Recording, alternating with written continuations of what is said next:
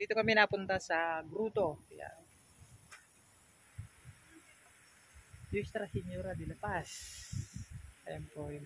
So, kasi nagbayad tayo ng sa entrance. So, akyat tayo. Titingnan natin yung nasa taas kung ano yung nandun. So, tara guys, samahan niyo kami. So, ayun yung hagdan. Matarik. So, akyatin natin, tutuklasin natin. So, ayan, nalalakarin natin mataas. Kasi nandun yung gruto sa taas. Ayan, medyo alay lakad muna tayo.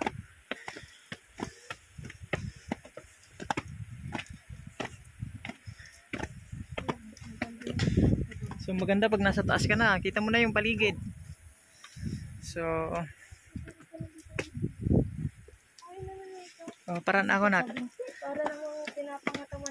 Sakit bukas sa binti to. Ayan. Bukas ng umaga, masakit ang binti namin sigurado.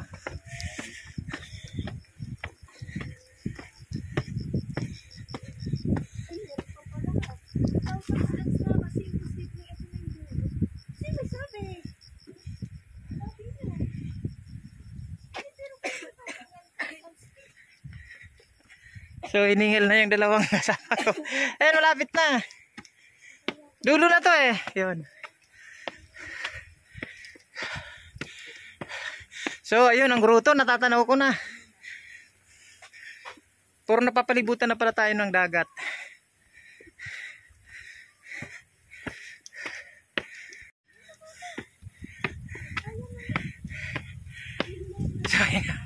So, hingal tayo guys.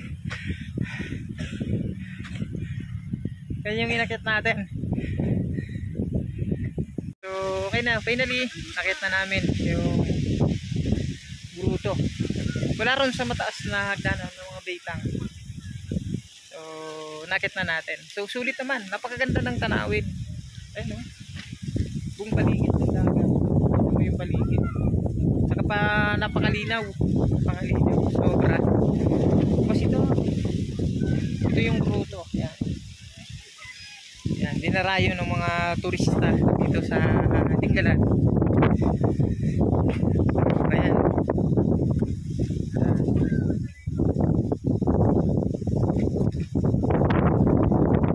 Malaking gruto. Masarap siya dahil malamig hangin. Yan. Napakasarap ng hangin. Kahit na medyo mainit, hindi mo mararamdaman na yung mainit sa lakas ng hangin.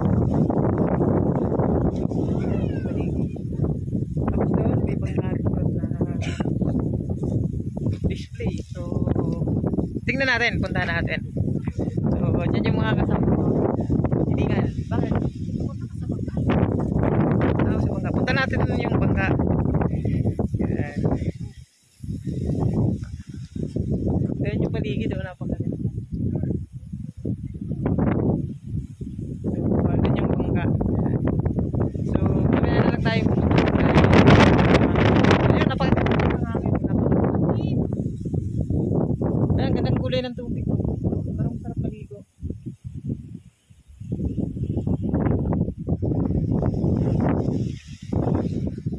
Kasi yung gruto. Ayan. So, lalapit tayo ng konti.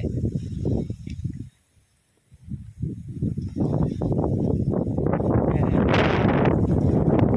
Ito yung lugar na dinarayo rito sa Tinggalan.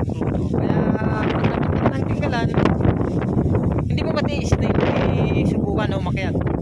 Kaya kami talagang sinadya pa namin to mapuntahan namin. Hindi lang yung sa YouTube or sa TV lang nakikita. So, nice rin namin may experience na makarating dito ng personal. So, ayan na, finally yan, natupad na. Ayan, magkasing taas na kami. Natupad na namin yung namakita yung gruto.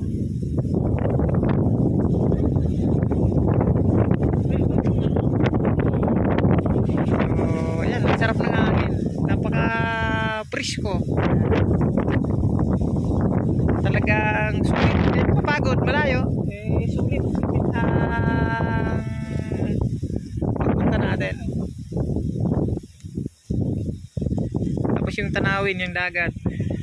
Tingnan mo ang dagat, napakaganda ng kulay. Parang masarap maligo. Pero medyo malapit-lapit lang matatas kasi kita-kita mo yung hangin. Ang hangin, napakasarap. Malamig, preskong-presko. Hindi mo maramdaman yung init ng araw. Kasi yan, yung gruto.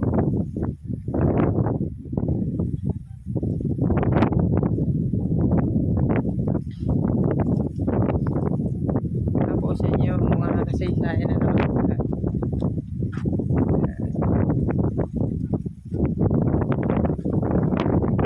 Ayan, sinulit na natin yung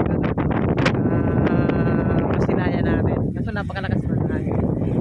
So mamaya uwi na rin tayo kasi mahirap ang daan gabi. So dahil nakita na natin yung yung dahil sa grotto yun, merong bangka na nandun. So sasakay tayo ng bangka. Tara.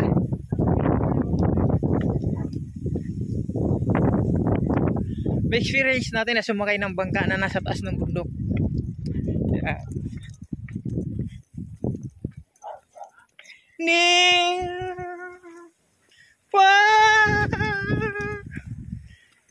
Yan, sasakay na tayo ng bangka. Yan, dito na.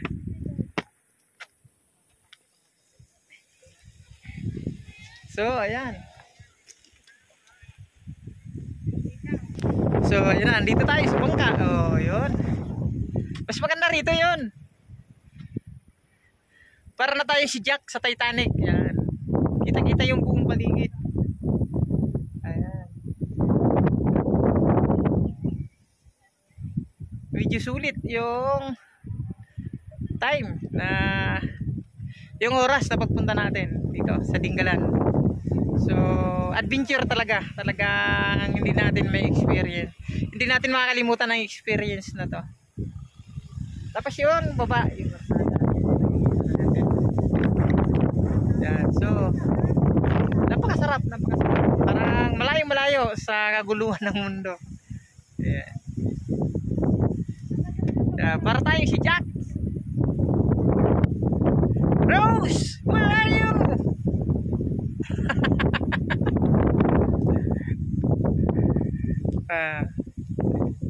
Ayan po, napakaganda ng face. So, ayan guys, medyo naigot na natin. Pati yung dun sa may bangka, okay na. So, baba na tayo, uwi na tayo dahil pahapon na. And thank you so much and maraming salamat po. Basta po huwag nyo lang kalimutan na i-follow ang aking page. At i-subscribe na rin po ang aking YouTube channel. At pakipindot na rin po ang notification bell para po maging updated tayo sa ating mga susunod na video. So, maraming salamat po and see you!